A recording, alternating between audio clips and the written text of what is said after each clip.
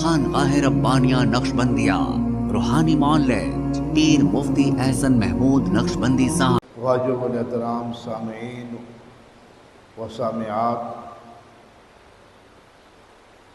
اس وقت ملک پاکستان کی جو موجودہ صورتحال ہے،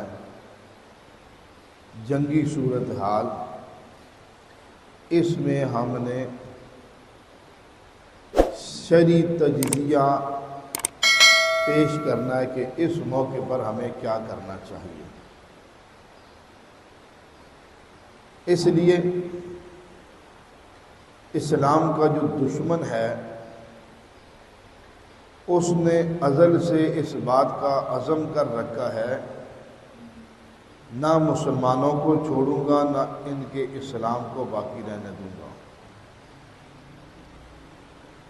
اسی نیت اور عزم پر یہ اسلام کا دشمن شروع سے اسلام کی مخالفت، اسلام کے اندر رکاوٹیں اور مختلف قسم کی اپنی جد و جہد کر کے مسلمانوں کو اور اسلام کو نقصان پہنچانے کے درپے ہے۔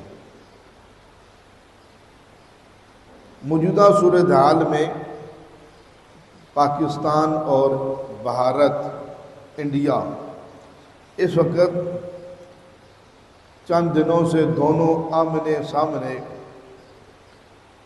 اور جنگی جو معاملات ہیں آپس میں دونوں کے چل رہے ہیں۔ انڈیا نے ظلم اور بربریت یہ کھیلی کہ معصوم شہریوں پر میزائل پھینک کر معصوم بچوں کو شہید کیا، عورتوں کو شہید کیا۔ یاد رکھیے، عورتوں اور بچوں کو شہید کرنا یہ جرت کی نہیں، یہ بزدلی کی علامت ہوا کرتی ہے۔ اس لیے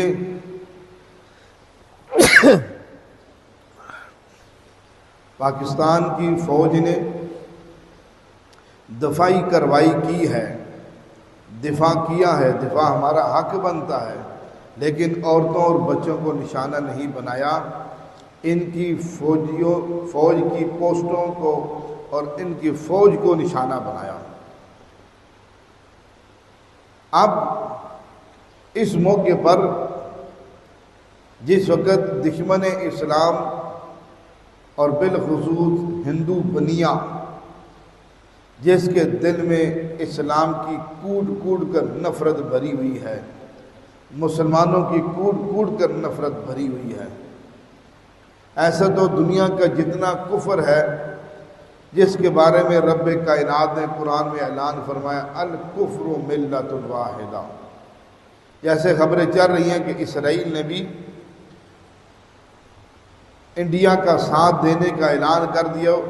اس نے تو ابھی اعلان کیا، ہمیں تو پہلے سے پتا تھا کہ یہ درندہ یہ پہلے سے ان کے ساتھ ہے۔ اعلان تو وہ بھی کر رہا ہے، اندر سے تو پہلے سے تھا۔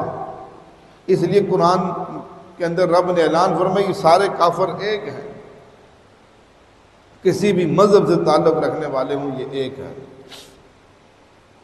اس لیے ایک ہے، سیاسی اعتبار یا جغرافی اعتبار سے دیکھنا اس موقع پر کافی نہیں ہوگا۔ ہمیں اس موقع پر شرعی بصیرت حاصل کرنی ہوگی کہ شریعت نے اس موقع پر ہمیں کیا حکم دیا، ہمیں شرعی طور پر اس موقع پہ کیا عمل درآمد کرنا ہے، ہمارے لیے کیا حکم ہے، ہم نے کس چیز کو اپنے سامنے رکھنا ہے۔ یاد رکھیے، غزوہ احد کے موقع پر جب اہل ایمان کو وقتی طور پر شکست ہوئی تھی اور مسلمان وقتی طور پر پسپا ہوئے تھے، اس موقع پر اللہ نے قرآن پاک کی ایک آیت کو نازل فرما کر مسلمانوں کے حوصلوں کو پھر سے بلند کیا، پھر سے مسلمان دوبارہ میدان جہاد میں کودے اور ان کی اس دوبارہ حوصلے بلند ہونے کی وجہ سے وہ شکست فتح میں بدل گئی۔ رب کائنات نے قرآن پاک میں پیغمبر کے صحابہ کو مخاطب کر کے فرمایا وَلَا تَهِنُوا وَلَا تَحْزَنُوا وَأَنْتُمُ الْأَعْلَوْنَ إِن كُنتُم مُؤْمِنِينَ۔ نہ تم کمزور پڑو دشمن کے آگے، نہ تم غم کرو اس دشمن سے، تم ہر حال میں بلند اور کامیاب ہو اگرچہ تم اپنے ایمان پر باقی ہو۔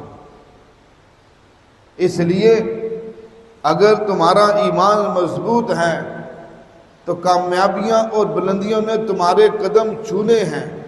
اس موقع پر تمہیں نہ غم کرنے کی ضرورت ہے نہ کمزور پڑنے کی ضرورت ہے۔ قرآن پاک کی اس آیت کی برکت سے دوبارہ میدان گرم ہوا اور صحابہ کی وہ شکست فتح کے اندر تبدیل ہوگی۔